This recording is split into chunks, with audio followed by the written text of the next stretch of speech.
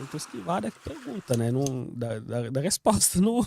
Então tem suspeitas que a própria ONU tem corruptos dentro da ONU. Tem. A gente tem essa suspeita, né? Porque eles estão no país. E acontece muitos massacres, né? E esse conflito já dura 20 e poucos anos, 23, 24 anos, e já fez um número muito grande dos mortos. A gente não tem a certeza dos números, mas nós calculamos pela frequência diária dos ativistas que estão na região, que eles mandam, né, desde 1998 até então, porque já o Mapping Report, já na época, até 2008, falava de 5 milhões de pessoas mortas. 5 milhões, já em 2008. Então, hoje, nós temos cerca de 12 a 10 milhões de vítimas. Se a gente vai no número de 100 mortos por dia. E são pessoas que não têm nada a ver com conflito. Nada a ver com conflito. São pessoas civis, né? Pessoas civis que, infelizmente, se encontram num cenário que envolve muita questão econômica, muita exploração do minério, com uma passividade do governo e também dessas forças que vieram do exterior com o objetivo de apaziguar. E tu mostrou a cicatriz que tá na cabeça, o que foi isso? Essa cicatriz foi... porque assim, quando eu não gosto muito de contar, mas eu vou contar. Quando meu tio, né, onde eu cresci, voltou, ele começou a trabalhar num partido político da oposição com o Kabila filho, né, que ficou 18 anos no poder. E eu já tinha uma visão política eu já estava na faculdade, a gente já estava com essa visão, e a gente conversava muito. E ele foi assassinado, ele foi morto, né, em casa. Então nós fomos levados, porque a gente morava, como uma casa gigante, a gente morava lá com alguns primos também, então nós fomos sequestrados, né, e torturados. E ele foi assassinado também. Quem fez isso? O governo ou esses grupos?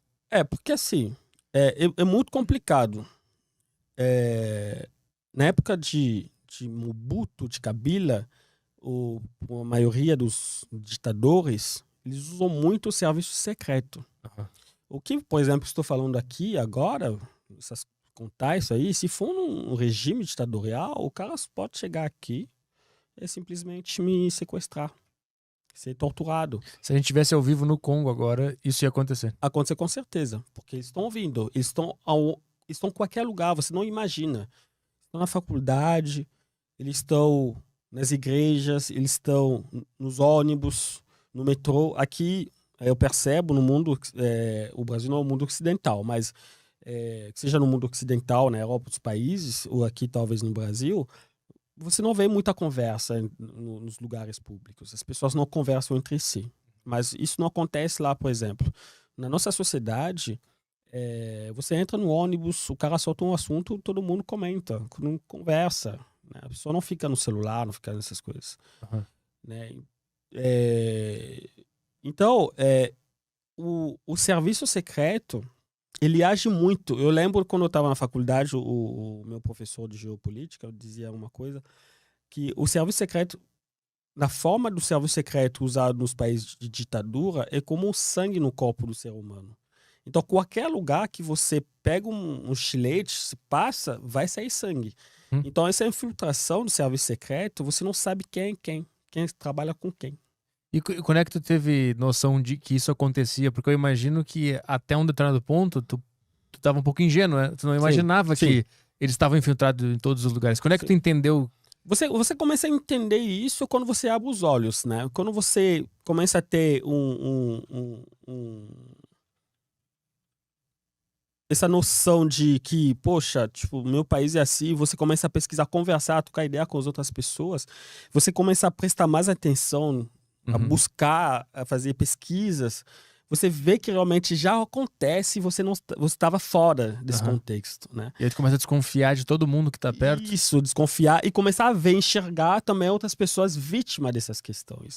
Né? Muitos líderes, né? Muitas pessoas que lideravam, ONGs, ONGs para poder denunciar esse tipo de comportamento. sofre sequestro, relâmpago, sofre ameaças cotidianos, muita gente da diáspora, você tem acesso com eles, você conversa com eles, porque querendo ou não, a maioria de nós que estamos na diáspora, a maioria, tem algumas que saíram por motivo óbvio, de poder morar fora, mas a maioria saíram por motivos, né? Tipo, não poder expressar, não poder tentar mudar o país, né? Uhum. Como é que é o nome do serviço secreto? Tem? Na época chamava ANER, né? Tipo, Agência Nacional de Renseignement, Agência Nacional de Inteligência, uma coisa assim. Então a gente tava falando sobre o dia que entraram na tua casa lá e mataram o teu tio. Sim. Tu acha que foi esse serviço secreto? Sim, porque assim, eles chegam. Assim, como a gente tá nesses meios, a gente sabe que é serviço secreto. Porque isso é uma prática que existe há muitos anos já. Uhum. Então você acaba sabendo que realmente é isso. Uhum. É pela linguagem, pela forma de se expressar. Né? Eles falam também, entendeu? Aí eles vão, né, com essas práticas de tortura, né, também levar nos cativeiros, lugares que você não conhece ninguém, eles chegam lá te questionar por que você está envolvido, o que ele faz, você sabe das coisas. Né? Isso aconteceu contigo? Sim, você sabe das coisas. Um monte de coisa eu não posso falar aqui, né? Tá. Mas é assim que funciona. Isso foi nesse dia que entraram na tua casa. Sim. E mataram teu tio. Sim. E eles pegaram vocês todos da família. Na verdade, ele é isso, pegar todo mundo. Na verdade, os homens, as mulheres, às vezes, não mexem muito, né? Então, então pegam todos os homens, né? Como ele era muito influente também no partido político da oposição na época, né? Então, levaram todos nós. Pra um cativeiro. Isso, a gente ficou... Na verdade, não foi cativeiro, foi tipo um escritório dele. Não é escritório também, mas é escritório deles, né? Mas um escritório secreto deles. Né? E lá ficou uns 3 dias lá. 3 dias? Isso, tentando pegar alguma informações do que vocês sabiam isso, e tal. E meio a isso, tortura, batiam e Isso, tudo isso. Caralho. Mas isso foi quando tu tava na faculdade ou foi antes? Isso, eu já tinha terminado a faculdade já. Porque eu terminei a minha faculdade eu terminei em 2011. 2009 fiz a minha primeira parte, 2011 eu terminei. Isso ocorreu em 2011. E qual era... Final de 2011.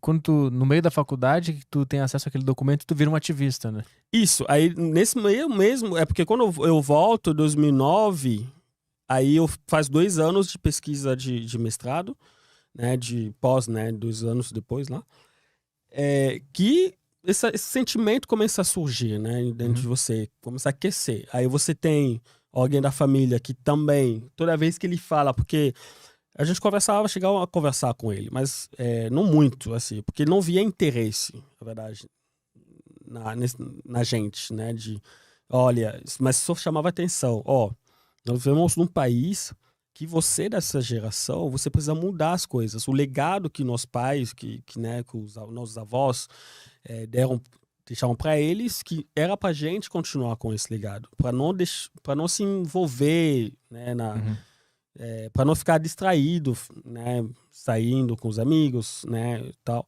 O teu tio falava isso pra ti? Isso, tipo, dando uma moral, né, mas você, tipo, jovem, né, se você não tem muita noção, você fala, tipo, minha vida é isso, tipo, vou estudar, tenho alguém, eu saio e tal, a minha vida é isso. Só que ele chama, olha, a gente vive num contexto que você precisa se envolver mais, entender mais, que esse país não tá indo bem, isso aqui, tipo, né, tentar chamar, mas não obrigando a pessoa, porque até então, a cultura política que eu percebo, talvez, aqui, não é a mesma tipo de cultura política, né, que nós temos lá. É totalmente diferente. A maioria das pessoas ainda, mesmo tendo esse sentimento, né, de gostar da nação, né, mas eu acho que a consciência, a gente ainda faltava um pouco. Aquela consciência de que dá pra mudar as coisas e tal. Isso, que tipo, eu tô aqui de boa, mas talvez tenha lá uma moça, um cara que tá que foi assassinado, que tive que sair da sua casa, né? né, correndo, né, por tal motivo. Às vezes eu ouço isso na mídia, mas a mídia também, sabe, com toda com todo linha editorial, A mídia não é independente lá. não é independente. Isso, a mídia também não é independente. A mídia oficial não é independente, não fala desse tipo de coisa, né? Mas tem emissoras ou jornais que não são do governo lá? Tem, Mas tem. e aí, como é que eles se posicionam? Quando eles se posicionam contra o governo, o dono da emissora ou é assassinado, ou é preso, torturado, ou eles perdem o sinal da emissora. É cortado. Então, basicamente, todo mundo tem que falar bem. Todo mundo tem que falar bem. Ou você fala bem, tudo bem, né? Você vira corrupto, ou você vai embora do país, ou você claramente escolhe perder a vida. E eu não acredito numa luta que tem o objetivo de você perder sua vida. Eu não acredito. Eu acho que quando a gente luta para mudar algumas coisas, ou mudar a nossa vida, a gente tem que desfrutar, viver, né, isso, né, que essas mudanças.